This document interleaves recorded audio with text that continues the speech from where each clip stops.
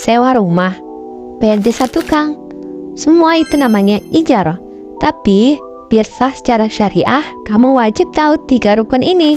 Rukun yang pertama adalah akad. Harus ada ijab, itu penawaran, dan qabul, penerimaan yang jelas. Rukun kedua yaitu pihak yang berakad atau disebut dengan akidain, yaitu ada mu'jir, pemberi sewa, dan mustajir, penyewa. Intinya, keduanya harus cakap hukum ya. Rukun ketiga adalah objek ijarah atau disebut dengan ma'qud alaih. Fokusnya pada manfaatnya ya, bukan fisiknya. Sewa properti, kendaraan, atau aset lainnya. Sewa tenaga kerja seperti dokter, guru, atau tukang. Gampang kan? Sekarang kamu sudah tahu dasar-dasar akad sewa syariah. Sekarang, yuk kita lihat bagaimana ijarah diaplikasikan di lembaga keuangan modern saat ini. Ini adalah bukti ijarah sangat relevan dengan perkembangan zaman. Aplikasi yang paling sering kita dengar adalah ijarah mentahiyah bitamlik atau IMBT pada KPR Syariah. Ini adalah skema pembiayaan kepemilikan properti. Nasabah membayar ujroh yang mencakup biaya penggunaan aset dan juga akumulasi harga beli properti. Di akhir kontrak, kepemilikan dialihkan, biasanya dengan skema hibah atau jual beli simbolis. Aplikasi besar kedua ada pada instrumen investasi, yaitu suku musyarakah ijarah. Akad ini menggabungkan kemitraan dan sewa. Dana kemitraan membiayai aset atau proyek. Aset tersebut kemudian disewakan. Dan pendapatan sewa ini yang dibagikan kepada pemegang sukuk. Ini adalah dasar bagaimana investasi syariah menghasilkan return. Gimana?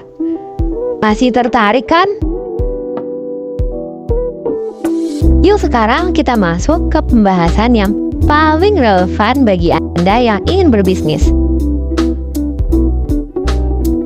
Akad ijarah pada pembiayaan modal usaha syariah. Ini adalah solusi cerdas untuk mendapatkan aset produktif tanpa terjerat pinjaman berbunga. Prinsipnya sangat berbeda dari bank konvensional. Pelaku usaha membutuhkan aset, bukan uang tunai. Lembaga syariah bertindak sebagai mu'jir atau pemilik aset yang menyediakan aset tersebut. Kemudian, lembaga syariah menyewakan aset tersebut kepada pelaku usaha, yaitu mustajir. Pelaku usaha membayar sewa periodik yang disebut dengan ujroh. Inilah yang memastikan transaksi Anda murni jual beli manfaat dan bebas riba.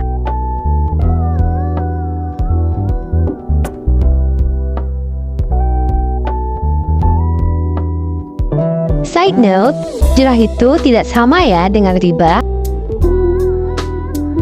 Akad ini memberikan keunggulan penting. Pertama, kepastian biaya operasional. Biaya sewa ditetapkan di awal kontrak dan bersifat tetap, kecuali ada kesepakatan peninjauan ulang. Ini memudahkan forecasting cash flow. Kedua, perlindungan resiko aset. Berbeda dari pinjaman, dalam ijarah, kepemilikan aset masih di tangan lembaga syariah. Artinya, biaya pemeliharaan atau perbaikan aset, misalnya mesin yang rusak parah, umumnya menjadi tanggung jawab mu'jir, melindungi cash flow Anda dari pengeluaran tak terduga. Ini adalah konsep yang adil, di mana resiko dan tanggung jawab disesuaikan dengan status kepemilikan.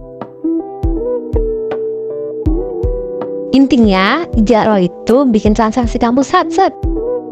Gak ribet ngurus hutang, tapi langsung dapat manfaat asetnya.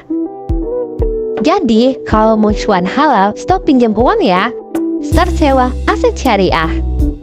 Sebagai penutup, ijarah adalah akad yang sangat fleksibel, relevan, dan menawarkan keadilan. Prinsipnya sederhana, transparansi manfaat, dan kejelasan biaya sewa.